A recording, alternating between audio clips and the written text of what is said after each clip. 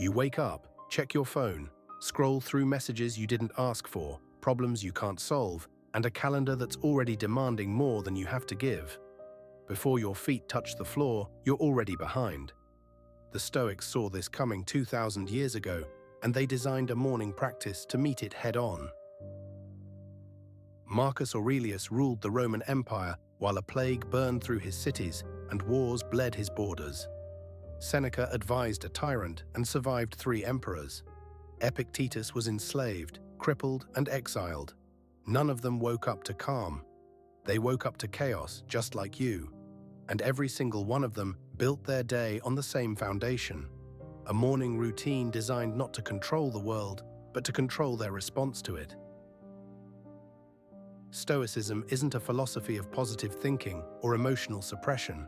It's a system of rational judgment grounded in a specific claim about the universe. The Stoics believed the cosmos operated according to reason, what they called logos, a rational order that governed everything from the orbit of planets to the choices of human beings. Living well meant aligning your life with that rational order, which required 3 interconnected disciplines: logic, physics, and ethics.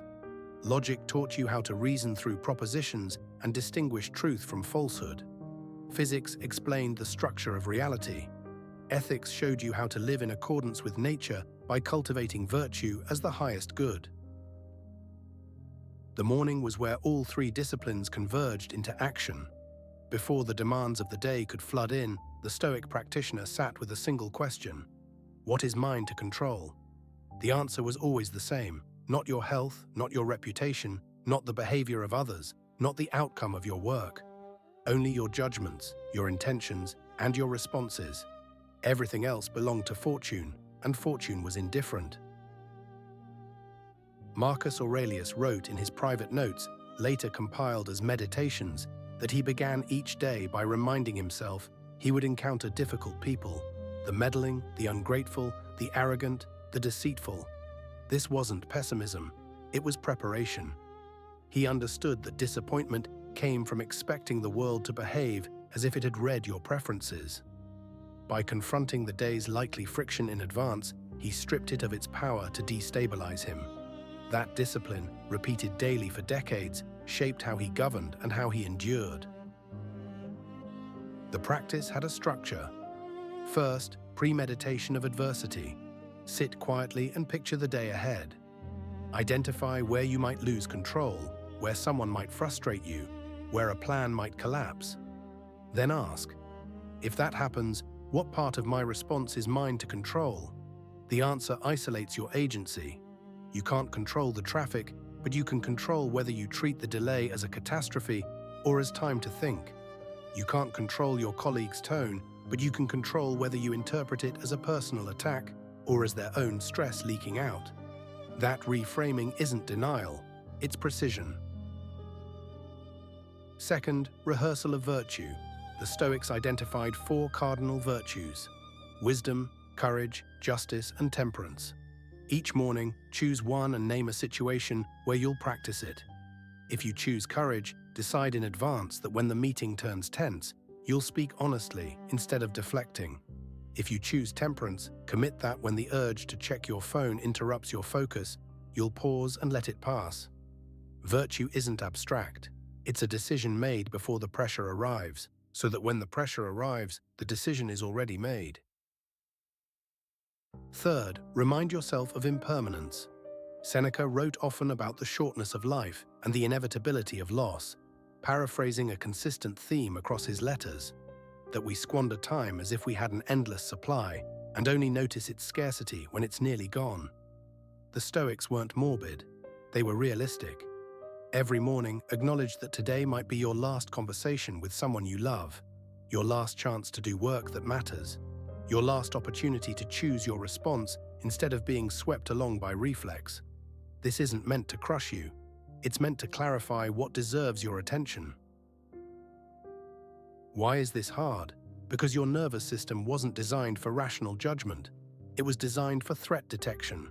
Your body treats a critical email the same way it treats a predator, with adrenaline, with urgency, with the demand to react now. Stoicism asks you to interrupt that reflex and insert a pause where your judgment can operate.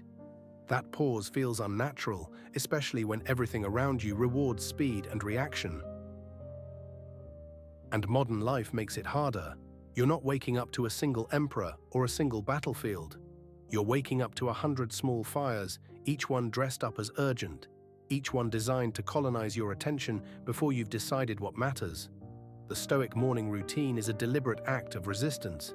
It says, before the world tells me what to care about, I will decide. Here's how you practice it today. Set a timer for 10 minutes. No phone, no screen, no input. Sit with a notebook or sit with nothing. Ask yourself, what will I face today that I cannot control? Write it down. Then ask, what part of my response is mine? Write that down too. If someone disappoints you, your response is yours. If a plan fails, your interpretation is yours. If your body is tired, your judgment about what that means is yours.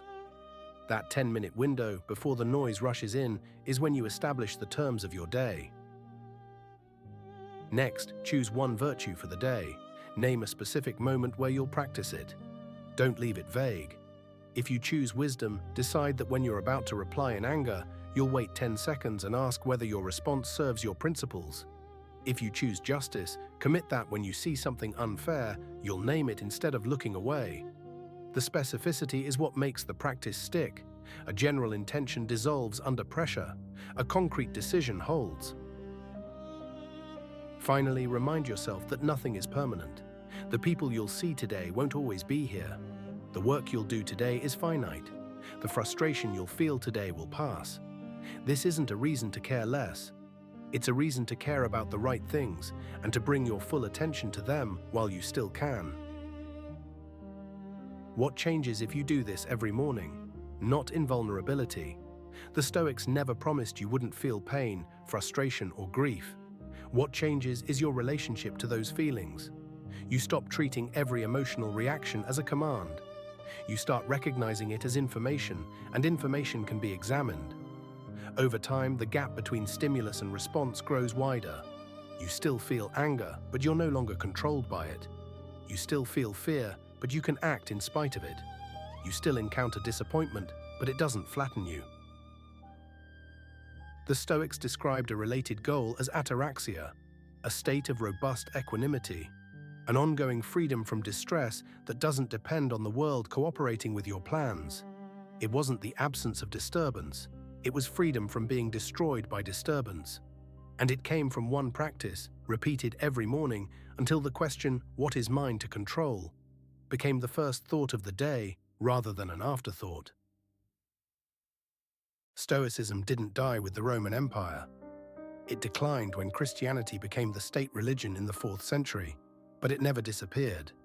It returned during the Renaissance as Neo-Stoicism, and it's returning now, woven into modern cognitive behavioral therapy.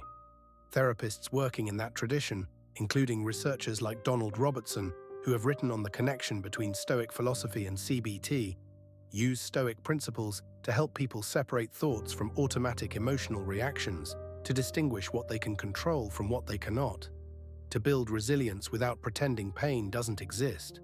The same morning practice Marcus Aurelius used to prepare for war, you can use to prepare for a difficult conversation, a long commute, or a day when nothing goes as planned. This is the real transformation. You stop waiting for the world to become easier. You stop blaming yourself for not controlling things that were never yours to control.